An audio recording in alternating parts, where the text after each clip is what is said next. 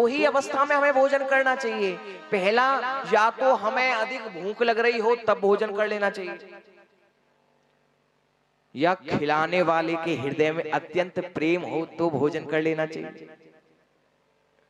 और हे दुर्योधन, भूख हमें लग नहीं रही और तुम्हारे हृदय में प्रेम है नहीं। और हाँ, यहां आने से पहले विदुर जी ने मुझे निमंत्रण पहुंचवा दिया था द्वारिका। मैं तो विदुर जी के यहां ही भोजन करूंगा, आज मेरा वहां का निमंत्रण है।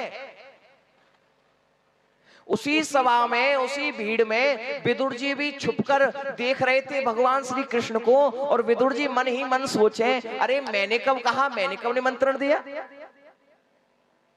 अरे गोविंद की लीला अजीब है, निमंत्रण दिया नहीं और गोविंद कह रहे कि आज विदुर जी के घर मेरा निमंत्रण है, आज तो वहीं भोजन करूंगा मैं।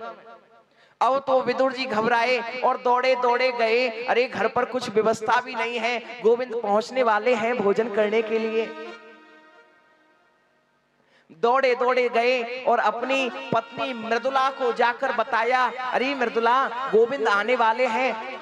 मैं देखो घर में कुछ खाने की व्यवस्था नहीं है, मैं तो बाहर बाजार से कुछ खरीद कर लेकर आ रहा हूं, और तुम देखो सब तैयारी करो, गोविंद आने वाले ही होंगे।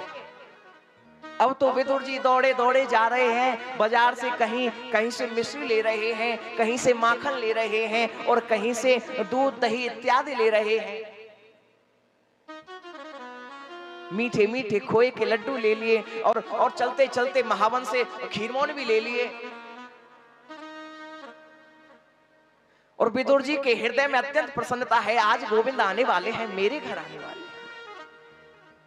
इधर मृदुला भी अत्यंत प्रसन्नता में व्याकुल है, अरे आज आज गोविंद मेरे घर आ रहे हैं, जल्दी जल्दी शीघ्र शीघ्रता से स्नान करके आती हूँ। और जैसे ही मृदुला काकी स्नान करने के लिए अंदर घुसी, तभी मेरे गोविंद ने दरवाजा खटखटा दिया, अरे मृदुला काकी दरवाजा खोल।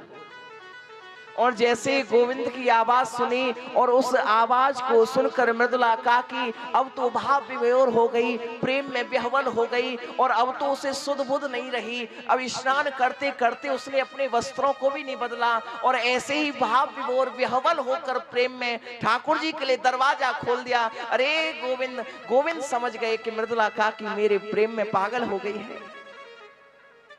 अपनी काली कंबल जो ओढ़ रखी थी, उस काली कंबल को मृदुला काकी को दे दिया। मृदुला काकी ने ओढ़ के, अरे गोविंद आओ आओ, आपका स्वागत है। अरे अभी अभी तो आपके काका लौटे भी नहीं। बड़ी ही प्रेम में विह्वल है मृदुला काकी, और गोविंद का हाथ पकड़कर आसन लेकर, अरे यहाँ बैठो गोविंद, नहीं नहीं यहाँ ठीक नहीं, अभी मैंने चौका नहीं किया, यहाँ पवित्र स्थान नहीं है। फिर थोड़ा और आगे बढ़ी, गोविंद का हाथ पकड़ रखा है, गोविंद आप यहाँ बैठ जाओ, नहीं नहीं यहाँ भी ठीक नहीं है, यहाँ पवित्र नहीं है स्थान। थोड़ा और आगे बढ़ी, ऐसे ऐसे गोविंद को प्रेम में विह्वल होकर पूरे घर में नचा रही है, पूरे घर में नचा रही है। आज मृदुला काकी प्रेम में इतना भाव विभोर हो गई, गोविंद को आसन पर बिठला दिया। हे गोविंद, अरे अरे क्या कहूं, अभी तो तुम्हारे काका लौटे नहीं। इतनी देर में गोविंद अपने हाथ पेट पर हाथ फिराकर बोले, मृदुला काकी बड़ी जोर से भूख लगी है। और यह बात सुनकर अब तो मृदुला काकी के नेत्रों में अश्रु की धारा बहने निकली। कहने लगे, अरे मेरे यहाँ तो कोई अभी व्यवस्था भी नहीं है, और तुम्हारे काका भी लौटे नहीं हैं, मैं अभी रसोई में जाकर देख कर आती हूँ। दौड़ी दौड़ी दौड़ी दौड़ी रसोई में गई, देखा एक डलिया में केले के फल रखे हैं, केले रखे हैं, उन केलों को लेकर आई। हे गोविंद, तब तक तुम ये केले खाओ। और गोविंद के पास ही बैठ गई, और अब तो प्रेम में भाव विभोर होकर उन केले के छिलकों को गोविंद को सौंपती जा रही है, और उन केले के फल को जो है फेंकती जा रही है। प्रेम में इतना भाव विभोर हो गई मृदुला काकी, उसको यह सोच नहीं रही कि मैं गोविंद को क्या खिला रही हूं, और मेरे कन्हैया तो उससे भी अधिक निकले। वो अपने भक्तों के प्रेम में इतने भाव विभोर हो गए कि वो भी यह नहीं देख रहे कि मैं केले के छिलके खा रहा हूं। ऐसे हैं मेरे गोविंद, और ऐसे करते करते कम से कम 29-30 केले के छिलके मेरे गोविंद खा गए। लेकिन न तो मृदुला काकी को होश आया कि मैं छिलका खिला रही हूं, न गोविंद को होश आया मैं छिलके खा रहा हूं। इतनी देर में विदुर जी ने दरवाजा खटखटाया। अब तो मृदुला काकी बोली, हे गोविंद, लगता है तुम्हारे काका दरवाजे पर आ गए।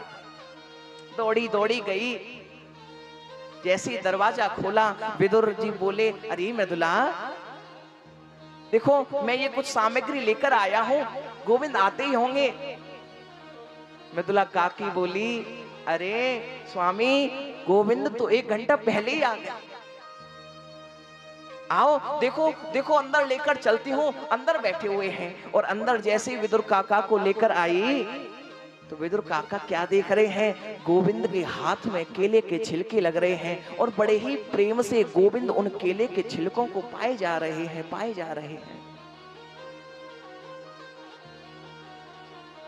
विदुर जी बोले, मृदुला अरे गोविंद पहली बार मेरे घर पर आए, तू उनको केले के छिलके खिला रही है, ये कैसा अनर्थ कर रही है।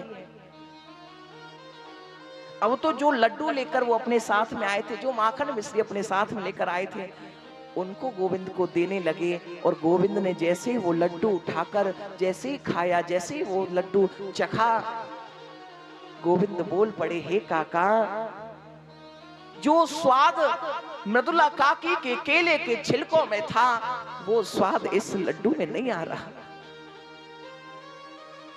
वो स्वाद इस लड्डू में नहीं है। भगवान तो केवल और केवल भाव ही देखते हैं सज्जनों, भाव बिना सब बेकार है। भाव के वश में है भगवान, भगवान तो केवल और केवल भाव के ही वश में। आप कितने पैसे वाले हो वो यह नहीं देखते, आप उच्च बिरादरी के हो या निम्न बिरादरी को हो वे ये नहीं देखते, आप कितनी अवस्था के हो कितने छोटे हो वो ये नहीं देखते, आप कितनी पवित्रता से रहते हो या कितने गंदे रहते हो वो ये नहीं देखते। वो केवल और केवल भाव को प्रधानता देते हैं, केवल और केवल भाव नहीं तो हरि मंदिर में दीखत बस पाषाण। आपके अंदर भाव नहीं है तो आप मां के बिहारी राधा रमन राधा वल्लभ कहीं भी चले जाओ, आपको केवल और केवल वहां पत्थर की मूर्ति के अलावा कुछ और मिलने वाला नहीं है। कि भाव नहीं तो हरि मंदिर में दीखत बस पाषाण, और भाव होए तो पाषाणों से प्रकट होए भगवान। भाव के वश में है भगवान, भगवान तो केवल और केवल भाव के ही वश में। भाव नहीं तो निधिवन मधुवन लागत सब वीरान।